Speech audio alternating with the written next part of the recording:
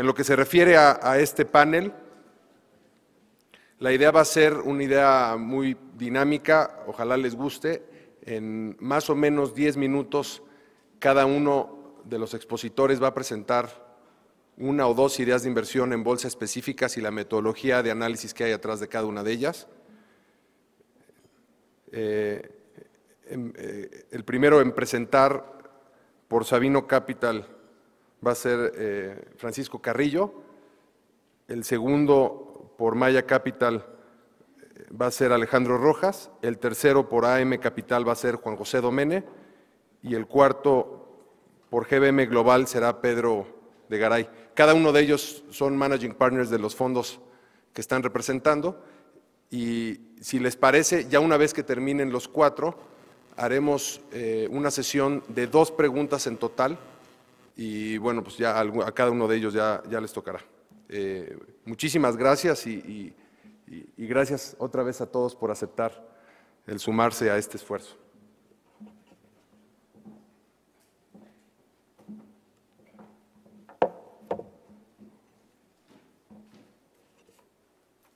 Buenas tardes.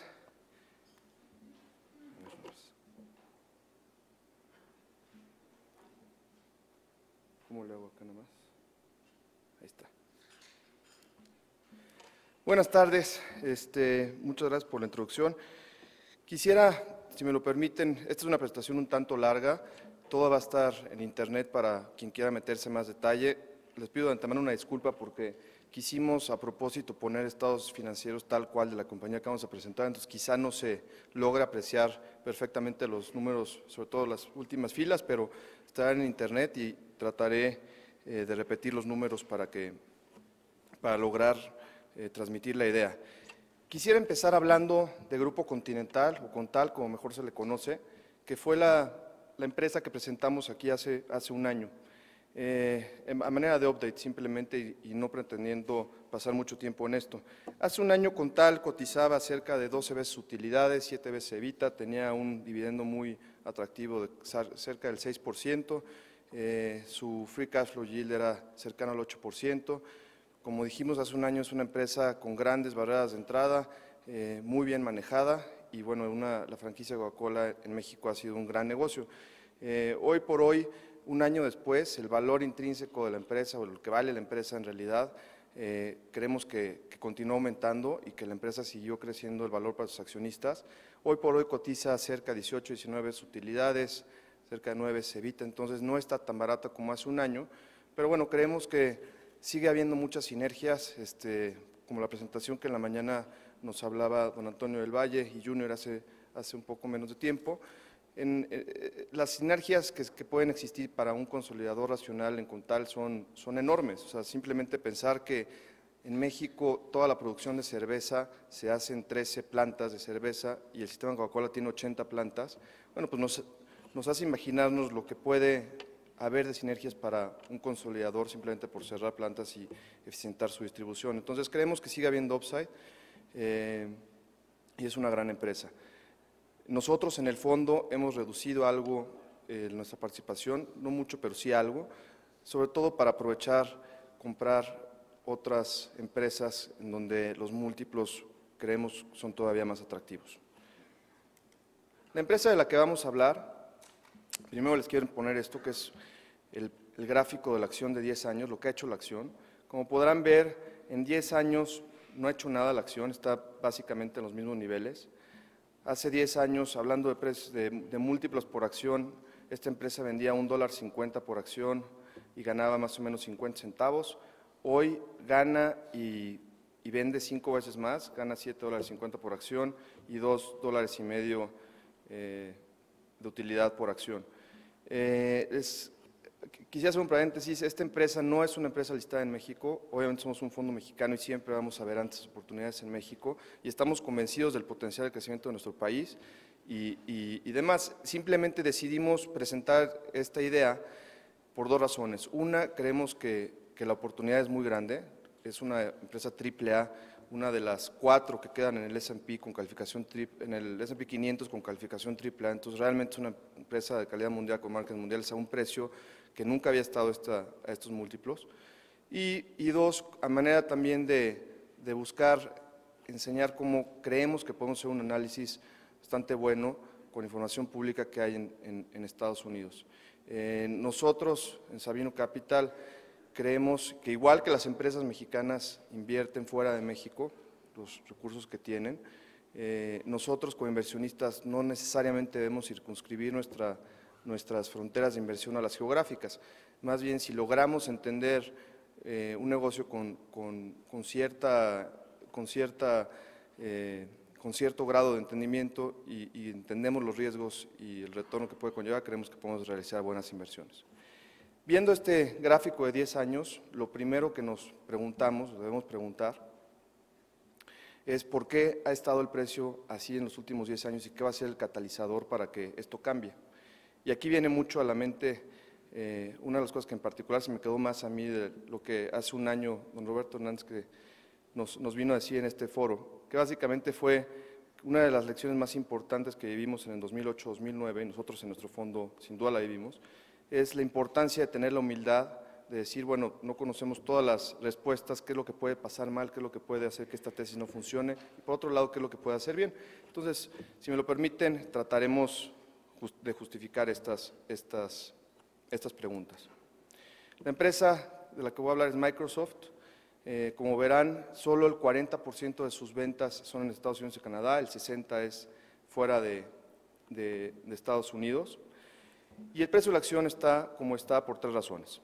Uno, los analistas claramente no están viendo crecimiento en esta empresa, creen que los mejores años para Microsoft ya fueron. Dos, consideran que competidores como Apple, Google, las redes sociales, Facebook y demás van varios pasos adelante que Microsoft y esta empresa ya no es innovadora. Y eso hace que el precio esté como está. Todo tiene que tener un catalizador, sobre todo si nos preocupa, por más barato que esté, pues no tener dinero muerto, y creemos que encontramos el catalizador, y el catalizador es que las expectativas son tan bajas que muy probablemente tendrán que crecerse. Como podrán ver en este gráfico, que no es más que el estado de resultados de Microsoft, de 2008 a 2010, las ventas de la empresa crecieron casi 50%. De 2006 a 2008. De 2008 a 2010 crecieron un 5%, 6%. El peor año para Microsoft fue 2009, en donde por la crisis, la peor crisis que ha visto Estados Unidos, vio sus ventas reducirse en un 3%.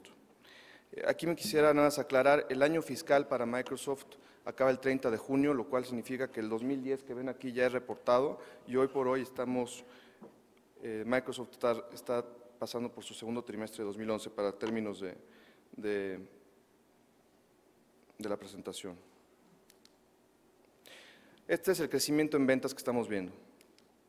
Si ustedes se fijan, el crecimiento en utilidades por acción ha sido enorme. De 2006 a 2010 casi duplicaron las utilidades por acción. De 2009 a 2010 crecieron en un 15%. Estos son los últimos 12 meses al último trimestre reportado, en donde tenemos un crecimiento en ventas de 20%, en utilidad neta casi el 30%. Entonces, estamos viendo que la empresa está creciendo. Las utilidades de esta acción crecen más por acción que las utilidades totales por la agresiva recompra que tiene la empresa, y ahorita vamos a ver eso con más detalle.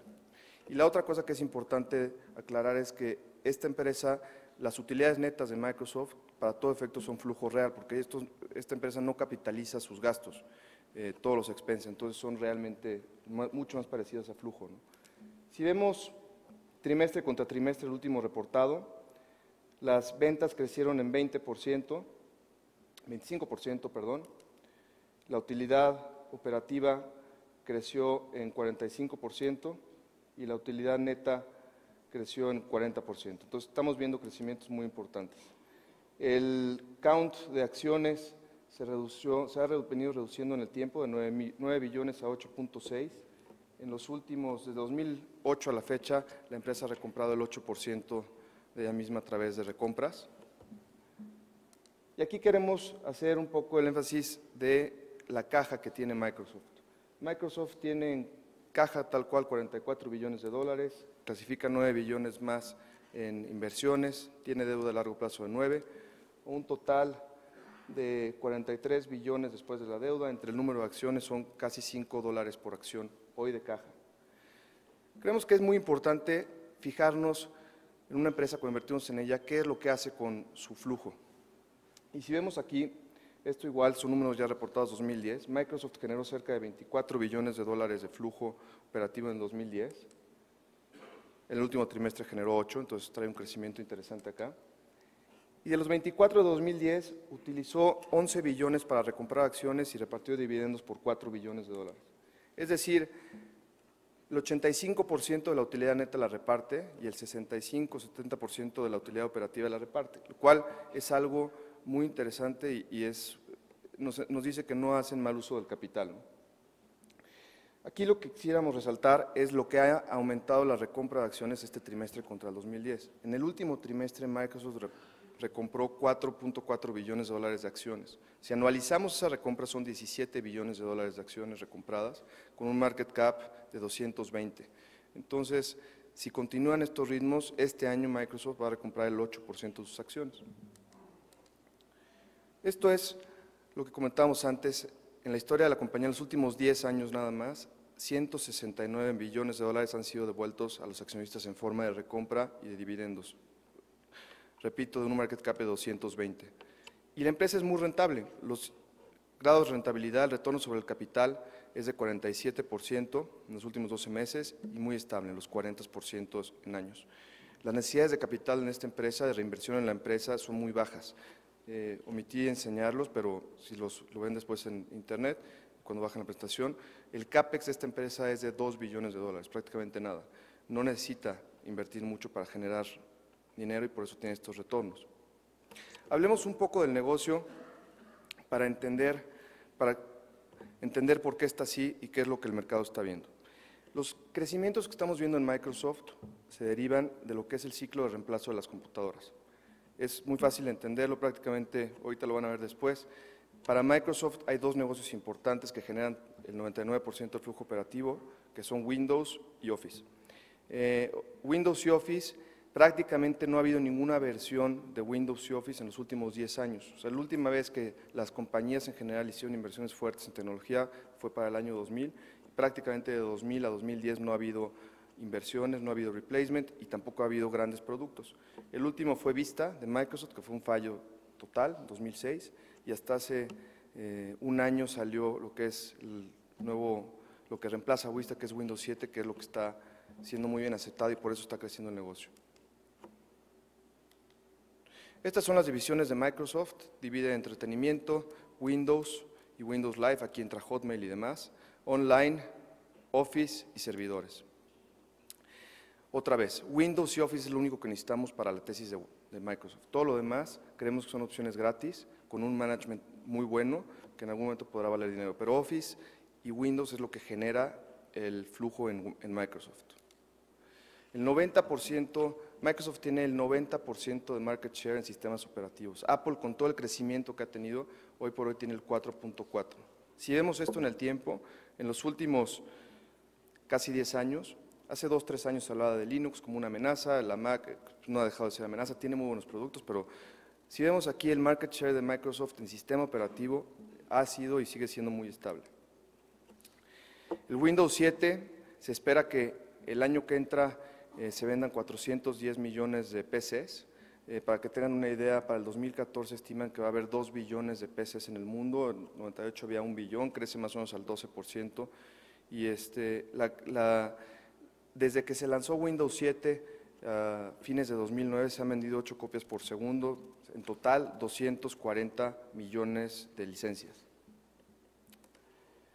Esto es lo que es el potencial para Microsoft en cuanto a Windows en particular.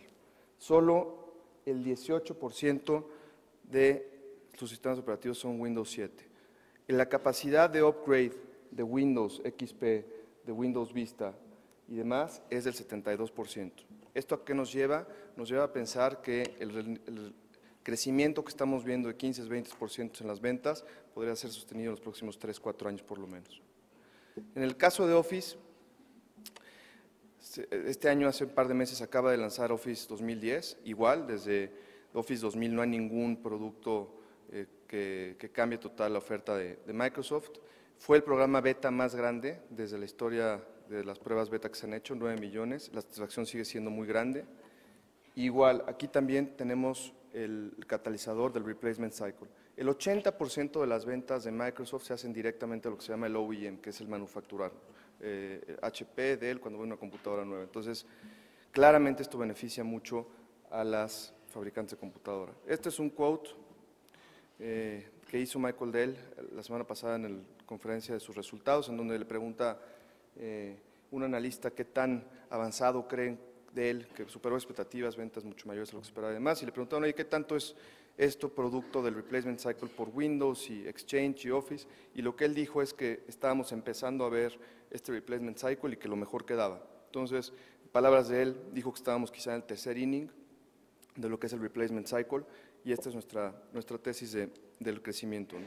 Todo lo demás quedamos que era, o lo vemos nosotros como una opción gratis, pero es una opción gratis que vale mucho.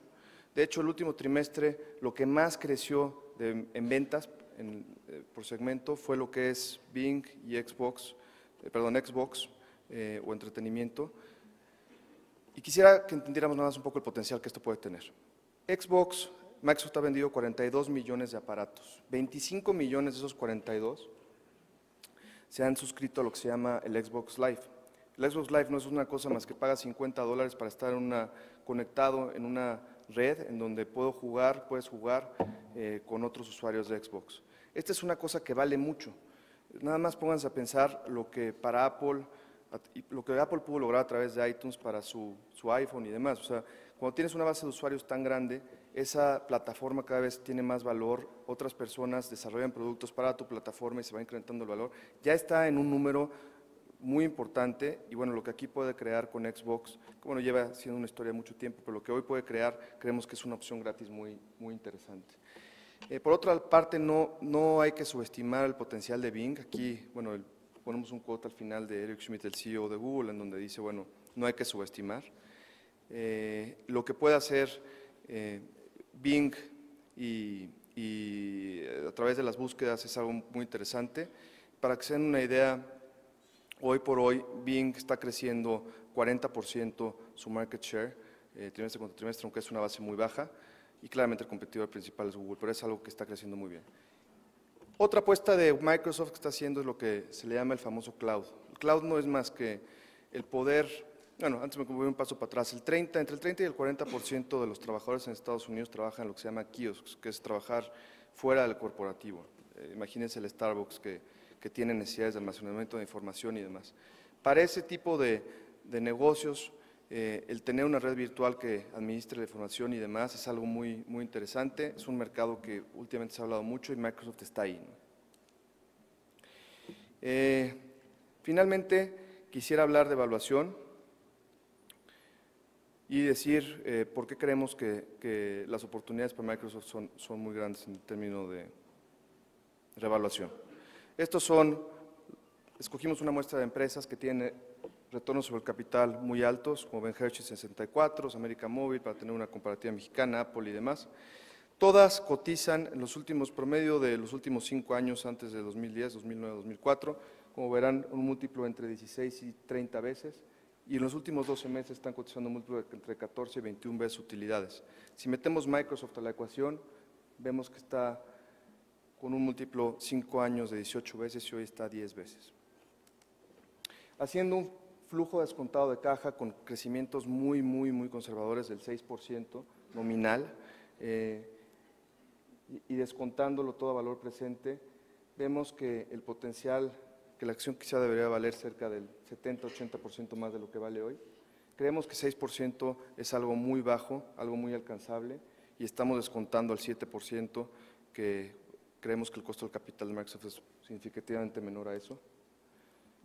Si hiciéramos otra evaluación por múltiplos, en los últimos 6 años el múltiplo máximo de Microsoft fue 18 veces, el mínimo 16, sumamos 17, eso nos da un offset de casi el 60%, si sumamos la caja, eso es casi el mismo número que nos dio en el descuento de flujos. Y ahora quisiera, si me lo permiten, acabar hablando del primer catalizador que creemos que son los estimados de los analistas. Este es el año que acaba de acabar, 2010. Microsoft generó $2.10 por acción y los estimados para los analistas es 2.40 y pico para 2011, que apenas veo, 2.46. Entonces están estimando un crecimiento del 18% en utilidad neta. Como ustedes acabamos de ver, nada más en el trimestre están creciendo al 50% trimestre contra trimestre. Entonces creemos que este número va a tener que revisarse hacia arriba. Y en cuanto se revise, con las revisiones de analistas, generalmente suben los estimados de precio. Pero el ejemplo más claro es 2011-2012. Para 2012 el consenso de los analistas es 2.68 con acción. Eso implica un crecimiento del 7% contra el 2011. Recordemos que Microsoft está recomprando más o menos el 7% de sus acciones cada año. Eso significa que para llegar a este número de 2012, Microsoft no tendría que crecer nada sus utilidades en 2011, de 2011 a 2012. Entonces creemos que es excesivamente bajo y ese creemos que puede ser el catalizador de esta acción. Creo que ya me pasé de mi tiempo, entonces, Jano, muchas gracias.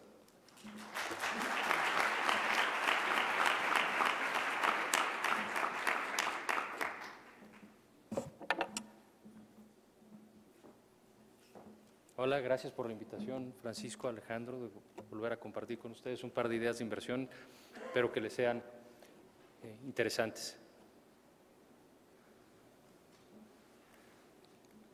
Bueno, primero voy a repasar rápidamente la recomendación del año pasado, que fue comprar una canasta de ARA, Urbe y Geo contra un corto en Omex. Esta recomendación afortunadamente resultó bien. A los 3 meses, que fue el punto óptimo de la recomendación, había dado un beneficio del 49%. Recomendamos también la venta en corto de la acción de Omex y en el mejor momento del año pues iba 35% arriba la recomendación. El día de hoy vamos a hablar de ICH. ICH es una empresa acerera en México que es líder en su segmento, en el subsector de aceros especiales. Es una empresa de nicho, hace aceros largos. Venden en México, en Estados Unidos, en Canadá. Tiene una capacidad de producción de 4 millones de toneladas al año, que la hace una de las empresas ya de tamaño importante. Y hace aceros para la industria automotriz y la industria de construcción, como varilla, perfiles estructurados y comerciales. Es una empresa listada en la Bolsa Mexicana de Valores. El 65% de la empresa está en manos de una familia de control, la familia Vigil, y tiene 2 principales subsidiarias, una que es IMEC, que también cotiza en la Bolsa Mexicana de Valores y en la Bolsa de Nueva York, donde ICH es dueño del 76.2% de la empresa. La familia tiene un 8% adicional y hay un 15.8% en el mercado. Aquí a lo mejor no se alcanza a ver, pero básicamente es a quién le vende ICH. Vende aceros especiales y tubos sin costura y se los vende a la industria de construcción en México y a la industria automotriz en Estados Unidos principalmente. Más o menos la mitad de las ventas están en México, la otra mitad están en Estados Unidos. 56% en México. Esta proporción era de hecho mayor en Estados Unidos hace un par de años, pero la crisis lo revirtió. Aquí tengo un par de gráficas simplemente para ilustrar lo que todos ustedes ya conocen, el tamaño de la crisis. La caída de las ventas de autos en Estados Unidos sigue, aún con la recuperación que se ha dado, sigue más de 22% abajo del cierre de 2007, ni siquiera del pico. Y bueno, en la gráfica de abajo pueden ver la burbuja que hubo de construcción de vivienda y pues seguimos muy por abajo del nivel de inversión en construcción en Estados Unidos, niveles inclusive abajo de hace 10 años, ¿no? En cuanto a las ventas de casas nuevas en Estados Unidos, de hecho hoy el dato fue todavía peor que el del mes pasado, menos de 300,000 viviendas, pues siguen en niveles no vistos hace muchísimos años en Estados Unidos y el arranque de casas en construcción pues también sigue en niveles muy deprimidos, ¿no? Esto es simplemente para marcarles en qué parte del ciclo creemos que está la empresa. En México la producción, si ven, en 2009 la producción de autos tuvo una caída, la gráfica de arriba, muy dramática y se ha venido recuperando muy bien, aunque las ventas de autos en México todavía están muy lejos del punto más alto que tuvieron, ¿no? La inversión en construcción en México también ha venido recuperándose, aunque la caída fue bastante dramática también en 2009 y todavía el índice de la producción industrial de la construcción pues sigue 9% abajo del pico que tuvo en 2007 en México, ¿no? ¿Cómo le fue a ICH en este entorno tan complicado? Pues resulta que ICH ha ganado dinero todos los años, incluyendo el año pasado, ¿no? El año pasado hago una anotación ahí porque hicieron un cargo de un crédito mercantil de 2.300 millones y por eso en los estados auditados aparece con una pérdida, pero este cargo es simplemente una amortización que no afecta ni el patrimonio de los inversionistas ni el flujo efectivo. Pero es una empresa que todos los años ha logrado ganar dinero y todos los años ha generado flujo efectivo libre. Para nosotros en esta industria que es cíclica es algo de llamar la atención y básicamente el track record de ellos es que crecieron la empresa en 10 años por 10. Y lo hicieron con adquisiciones. Su sistema de trabajar es acumular caja, generar efectivo libre, hacer una adquisición, integrarla y pagarla otra vez con el flujo que es adquisición y el flujo que la empresa genera y así crecer. Casi nunca tienen deuda, excepto cuando hacen las adquisiciones y las pagan con los flujos. ¿Qué ha sido esto para los accionistas? Pues ha representado que el valor por acción, el valor en libros por acción crezca más o menos al 10% compuesto anual, incluyendo el efecto que tuvo en la crisis y la amortización del crédito mercantil. Entonces, es una empresa que ha logrado crecer el valor del patrimonio por acción en más de 10% compuesto anual. Si vemos a la empresa en una evaluación tradicional, veríamos que está operando como a 6.4 veces valor de la empresa EBITDA o WAFIDA y 4.8 del año que entra, pero lo más importante para nosotros es que deja 10% de flujo efectivo libre al valor del capital, del mercado. En estas empresas cíclicas nosotros siempre nos preguntamos, bueno, ¿qué pasa si nos equivocamos y no hay ninguna recuperación? ¿Qué es lo que realmente estamos comprando?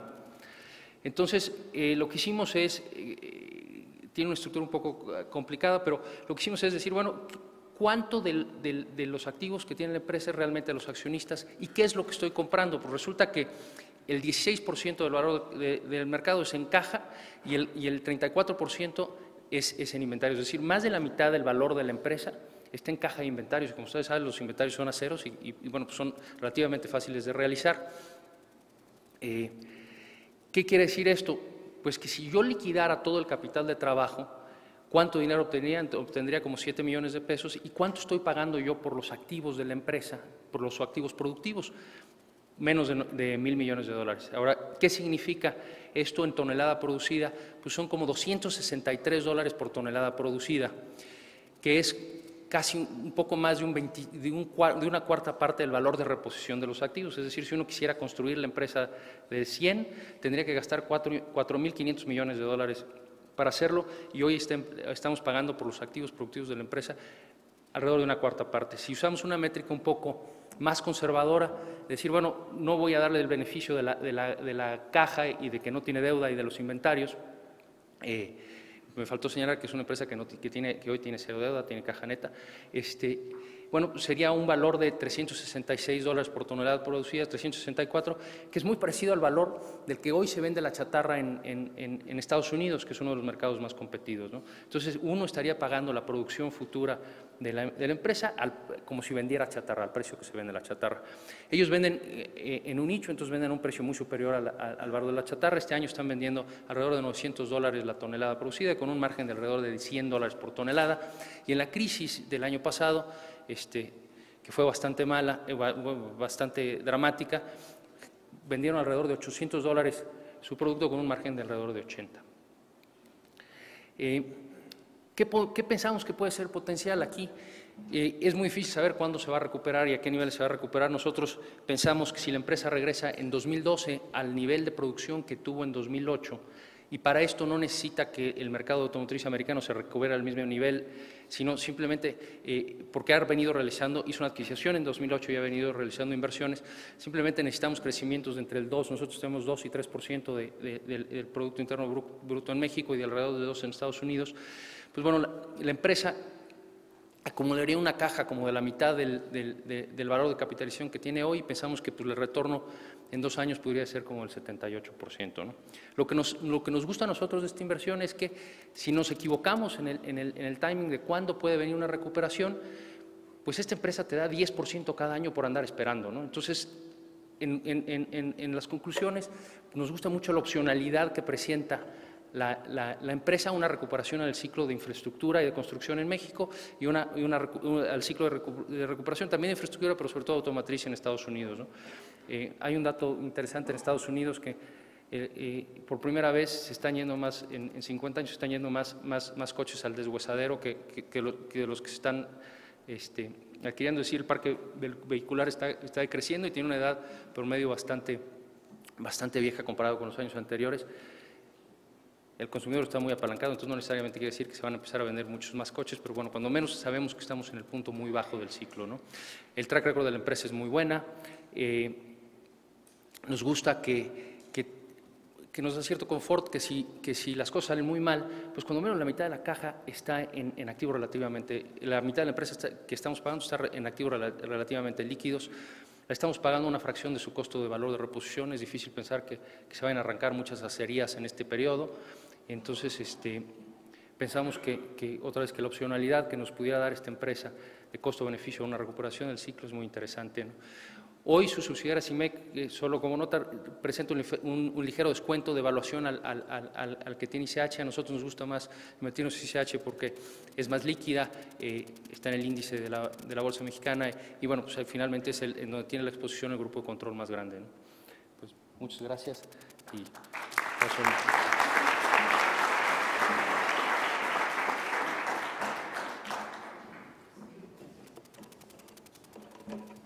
¿Qué tal? Muy buenas tardes.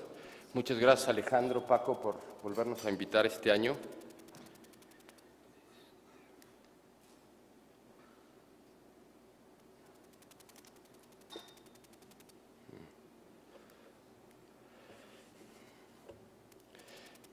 Bueno, la presentación que les voy a dar está dividida en 4 partes.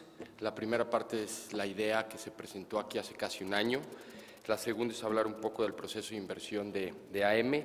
La tercera, que es parte de la idea del año, es características de inversión en el mercado mexicano, en el mercado accionario mexicano, y para cerrar con unas conclusiones. La idea que se presentó el año pasado fue PINFRA. PINFRA es una empresa en el sector de infraestructura. El retorno que dio PINFRA, como vemos en la gráfica, fue de 66%, que compara favorablemente con 16% que dio el índice de la bolsa, incluyendo dividendos. Pero creemos que lo más destacable es el retorno ajustado al riesgo, es decir, muchas veces para tener retornos importantes uno necesita invertir en una empresa o muy cíclica o muy apalancada o que necesita crecer muchísimo o que necesita cambiar el modelo de negocio sustancialmente, es decir, que hay ciertos riesgos que para nosotros en PINFRA no existen y no existían, ya que es una empresa con flujos muy predecibles, sin deuda y con una alta rentabilidad. ¿Qué buscamos en AM cuando invertimos en PINFRA o en cualquier otra empresa? Pues es muy simple el proceso de inversión. Buscamos un buen negocio con una buena administración a un buen precio. Buenos negocios, pues son negocios con ventajas competitivas, con barreras de entrada, que tengan alta rentabilidad. Generalmente este tipo de empresas generan flujos libres de efectivo sostenibles, crecientes, muy importantes. Este tipo de empresas generalmente no necesitan deuda, no necesitan un gran apalancamiento para crecer. Una buena administración, pues es una administración que busque crear valor para el accionista.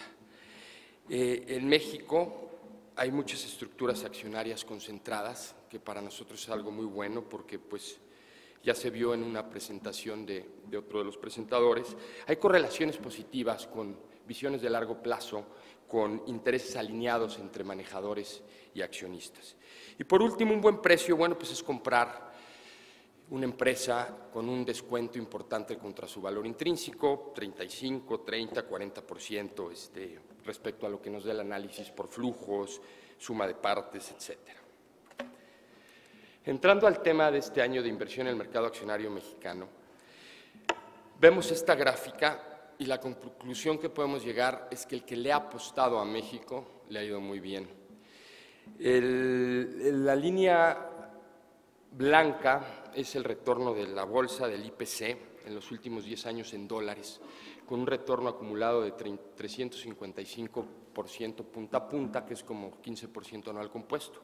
Eso compara muy favorablemente con el índice Standard & Poor's, que igual que la acción que nos presentó Francisco, los últimos 10 años no ha hecho nada, pero comparamos también muy favorablemente con lo que ha pasado a los mercados emergentes.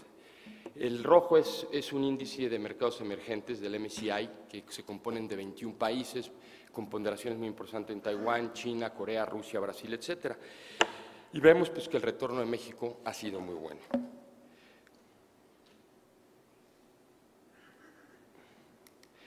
¿Por qué puede ser este retorno? El PIB en los últimos 10 años solo ha crecido 2.5% anual compuesto. Una de las razones podría ser que la bolsa, el mercado mexicano, está llena de buenos negocios, en su mayoría muy bien administrados.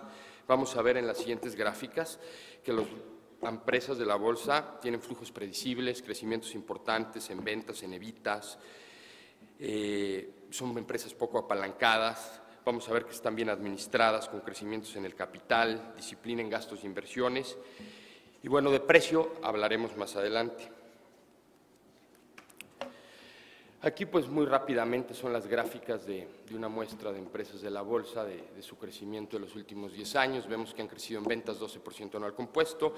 El EBITDA ha sido 12.6% anual compuesto, el crecimiento, pero más importante es vean qué estables son los márgenes de EBITDA. Años malos, 23,5, años buenos, 25. Estas empresas también en la gráfica de la izquierda de abajo vemos que están poco apalancadas. Si vemos la proporción de deuda a EBITDA, vemos que es de 1.2, es decir, en 1.2 años en promedio, en los últimos 10 años, las empresas, con generar en 1.2 años ese EBITDA, las empresas pagan gran parte de toda su deuda, ¿no? Y otra cosa muy relevante, y por qué creemos que hay muy buenos negocios, es, si se fijan, todos los años han generado esta muestra de la empresa de la bolsa flujo libre de efectivo positivo, hasta en los años de crisis, ¿no? Como 2008. Otro elemento que prueba que estamos llenos de buenos negocios es el retorno del capital. En esta gráfica podemos ver cómo México es de los países más rentables del mundo, ¿no?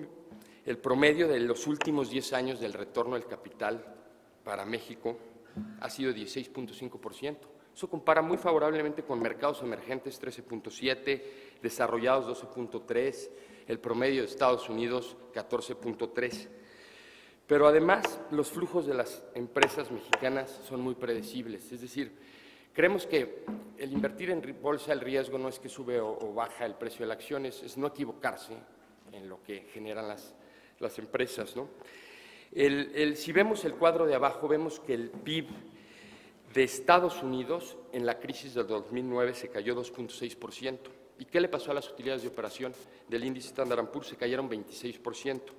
A diferencia de México, que tuvimos una caída muy importante del PIB de 6.5%, pero las utilidades de operación crecieron en 3.6%. Eso creemos que hace a México un lugar menos riesgoso que otros para invertir. Pasando a la buena administración, podemos ver que el crecimiento anual compuesto del capital contable de las empresas, de esta muestra de empresas, es de cerca del 13%. Vemos que las empresas han sido muy disciplinadas en sus gastos.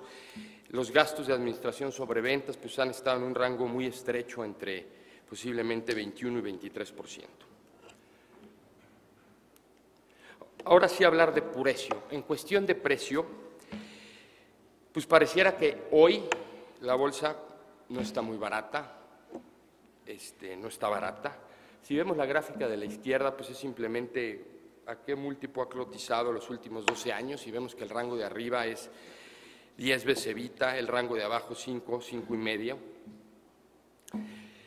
En la gráfica de abajo, lo que podemos ver es una gráfica muy interesante de GBM y podemos ver las probabilidades que uno tiene en los siguientes 12 meses de hacer dinero dependiendo de a qué precio se compra. Y es una gráfica que da una conclusión pues, muy obvia de que entre más barato se compre, las posibilidades de tener un retorno positivo los siguientes 12 meses serán mayores y viceversa. Y vemos que ahorita pues, estamos en el rango entre 9 y 9,5 veces, y lo que quiere decir que los siguientes 12 meses pues, las posibilidades de tener un retorno positivo no son tan altas como si estuviéramos a 5, 6, 7, 8 veces.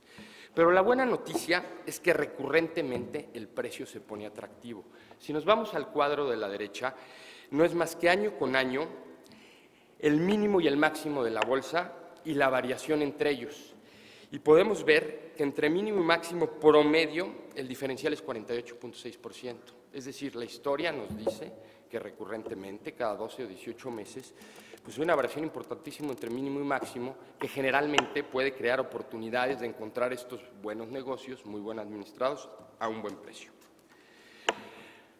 Además, hoy pensamos que el mercado accionario cuenta con 3 coyunturas favorables. La primera es el peso probablemente esté barato.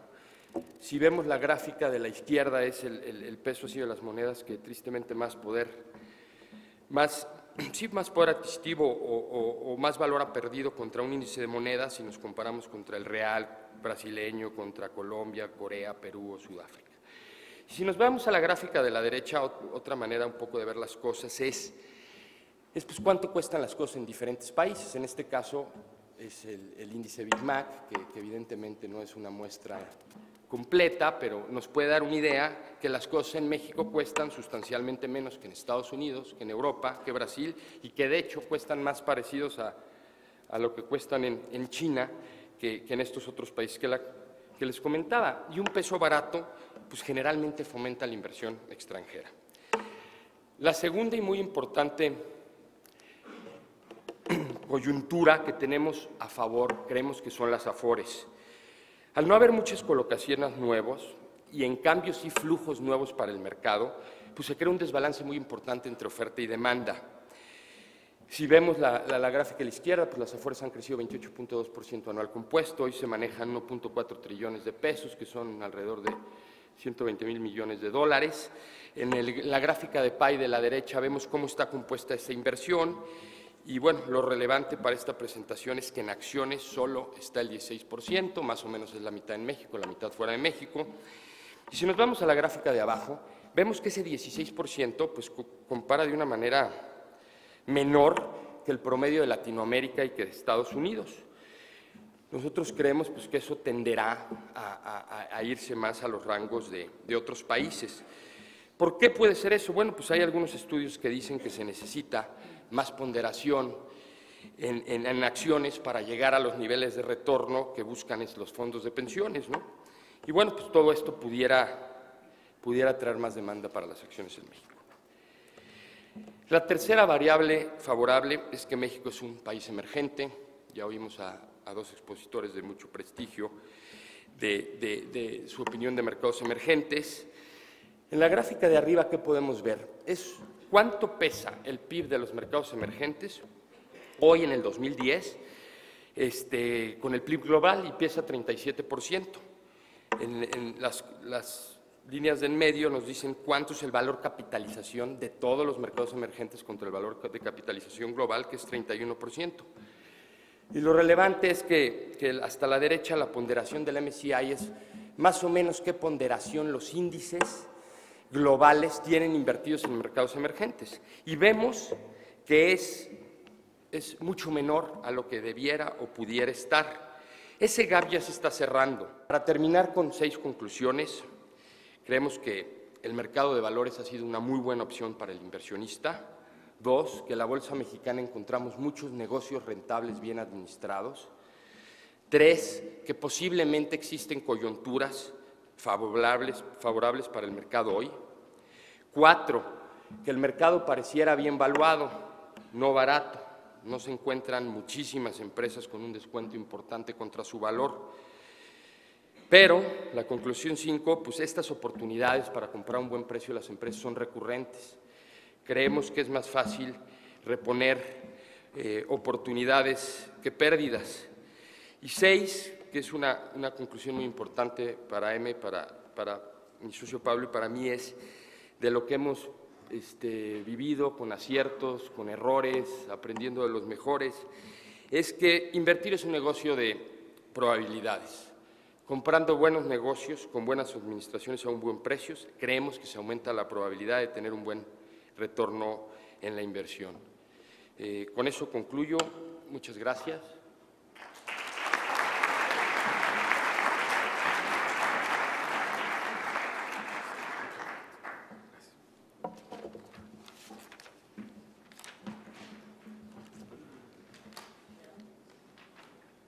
¿Qué tal? Buenas tardes. Quisiera, con esta presentación, lo que quisimos hacer es una presentación que fuera de un tema atractivo para ustedes, pero a la vez sencilla, pero rápida, ¿no? Entonces, pues vamos a empezar. En GBM, este hedge fund empezó hace aproximadamente, bueno, no hace aproximadamente, hace justo 6 años. Creo que ha cumplido un poquito con los retornos que hemos, con los objetivos que nos hemos propuesto.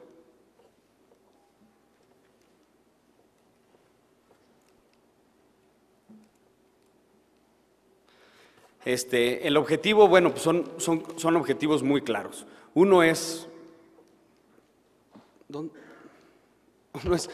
preservar el capital y el otro es generar retornos con un riesgo razonable, ¿no? Eso es, y creo que eso lo hemos cumplido y eso es lo que vamos a seguir buscando hacer. Con el análisis, ¿cómo hacemos el análisis para encontrar estos objetivos? Uno, buscamos empresas que tengan una ventaja competitiva, es decir, una marca, una barrera de entrada, unos demográficos favorables, pero que además sean sostenibles a través del tiempo, ¿no? Y que ese sea el factor de crecimiento de estas empresas hacia adelante, ¿no? El segundo es que buscamos empresas que tengan alto flujo de efectivo real, ¿no? El cash que realmente genera la empresa y no en papel, no que sean cuentas por cobrar y que luego veas cuándo las vas a cobrar, sino que sea realmente un flujo de efectivo real. Y que ese flujo de efectivo realmente lo utilicen bien. Es decir, si son inversiones, si la empresa lo va a reinvertir con retornos favorables, es bueno que lo sigan invirtiendo. Si no, es mejor que lo sigan, que den dividendos o que le recompren sus acciones si es que la ven barata, pero que lo utilicen rentablemente y que sea un factor muy importante a través de su ciclo de negocio, cómo utilizar rentablemente ese efectivo. Y además, en GBM nos hemos caracterizado mucho en ser unos inversionistas de valor. Buscamos comprar empresas que tengan características estas, como les he mencionado, pero un precio inferior de lo que creemos que valen. El año pasado presentamos una empresa que se llama Millicom. Millicom es la empresa celular que tiene participaciones en Centroamérica, en Sudamérica y en África. Son 13 países, de los cuales 7 son en África. La ventaja competitiva, para empezar punto por punto, es Millicom participa en todos estos países y es el líder, es el primero o el segundo lugar en cada uno de esos mercados. Tiene un market share muy importante en cada uno de los mercados. La otra ventaja competitiva que tiene es que tiene una barrera de entrada sustancial que primero es una concesión, después es una inversión muy fuerte para crear toda la infraestructura que necesita y tercero, tiene demográficos muy favorables. La idea que nos gustaba sobre todo aquí es que primero tiene toda esta ventaja y segundo tiene un factor que es África, que tiene una poca penetración, muy poca penetración de 27% del territorio, cuando pues, en Centroamérica, en Sudamérica vemos que es 88, 86, en países más desarrollados es 100, inclusive arriba del 100%, ¿no? Entonces, el factor de crecimiento todavía en África es muy importante. Del flujo de efectivo, pues nos interesa, como decíamos, que realmente genere flujo de efectivo. La parte roja que ven son los costos y gastos, el resto es todo lo que genera de margen. La parte de inversión para mantener el negocio es bastante baja y el resto o lo reinvierte en la empresa si es que así lo cree favorable y si no lo va repitiendo en dividendos o en recompras de acciones, ¿no? El año pasado dio $800 millones, es decir, la acción vale hoy por hoy $90 por acción, dio $6 de dividendo por acción y repartió otros 300 y recompró otros $300 millones de recompra de acciones cuando estaba barata. Ahorita vamos a ver la gráfica. Desde que la recomendamos hasta ahora, sumando todo el valor que le dieron a los accionistas, dio un poco más de 38%, con una empresa estable, con unos demográficos favorables hacia adelante, con una ventaja competitiva importantísima, con un país que es África, que todavía tiene muchísimo por crecer, y esta empresa, este management lo ha sabido hacer pues perfectamente. Y bueno, pues esta fue la idea del año pasado y pues nada más la queríamos repasar, ¿no? Cielo es lo que vemos. ¿Qué nos gusta hoy? Cielo es una empresa brasileña, es un sistema de pago en Brasil, que con esta diagrama se pueden dar cuenta muy fácil cómo operan estas empresas. Tú tienes una persona dueña de una tarjeta de crédito, va a una tienda y hace una transacción con una tarjeta de crédito o de débito, y cuando tú pasas la tarjeta, desde que tú pasas la tarjeta, Cielo lo que se encarga es de validar que tu tarjeta funciona, que pide autorización al banco y ve que tengas los recursos suficientes para pagarle a la tienda después al banco, y todo eso lo hace en cuestión de 5 segundos. Después, además, se encarga de que el banco le pague a la tienda en el tiempo que ellos acordaron, ¿no? Es un proceso que cuando uno va y utiliza la tarjeta de crédito no cree que se necesita una empresa, un sistema tan importante como para que en 5 segundos esté aprobado tu compra, ¿no?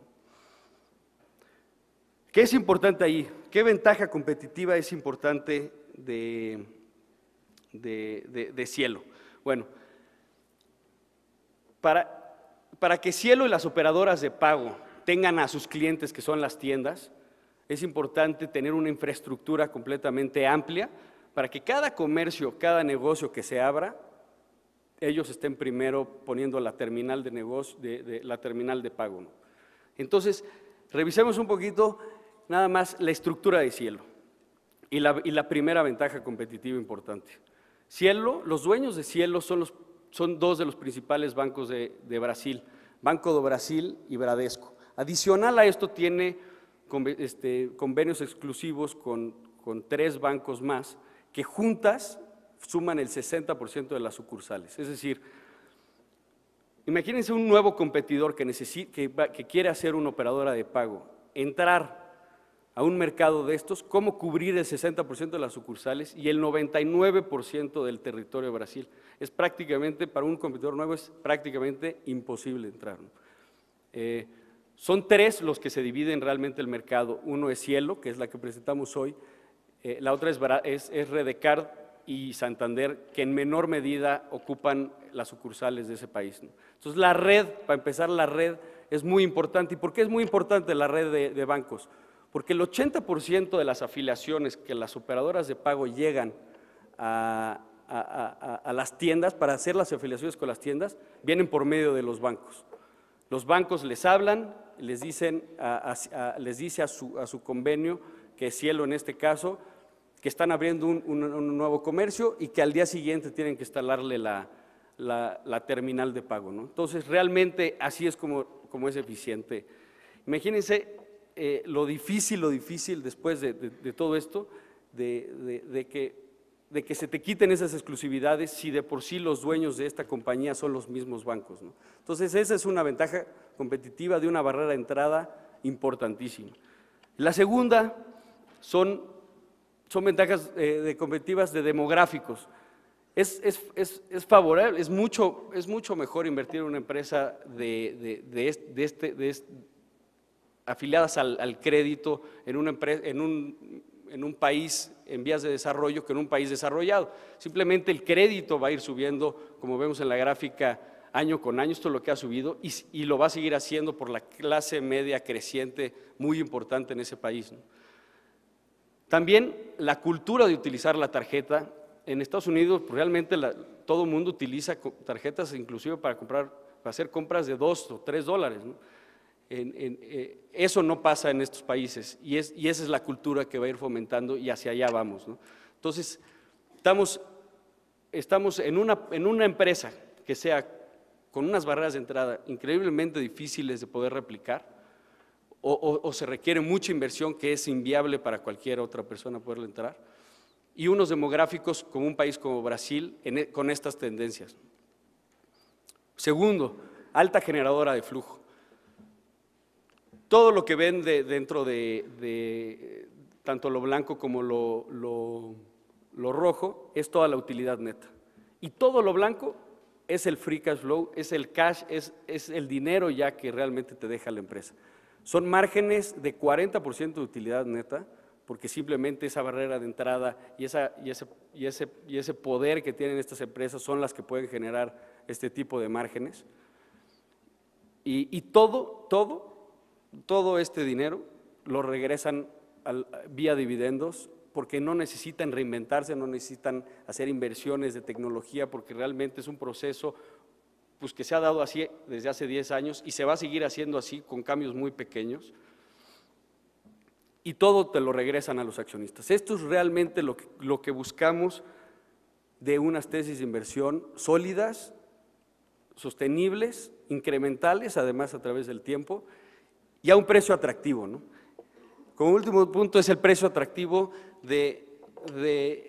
analizando los peers internacionales, que son pues, las más conocidas, Visa, Mastercard, Discover, Global Payments, que Visa y Mastercard y todas estas a través de Cielo y Redecard entran a Brasil, pero no pueden entrar por ellos solos, necesitan estas redes. Entonces, viendo cómo cotizan y además que están en mercados un poco más desarrollados, con menos crecimiento, menos demográficos favorables, cotizan a precio-utilidad de entre 18 y 27 veces, ¿no?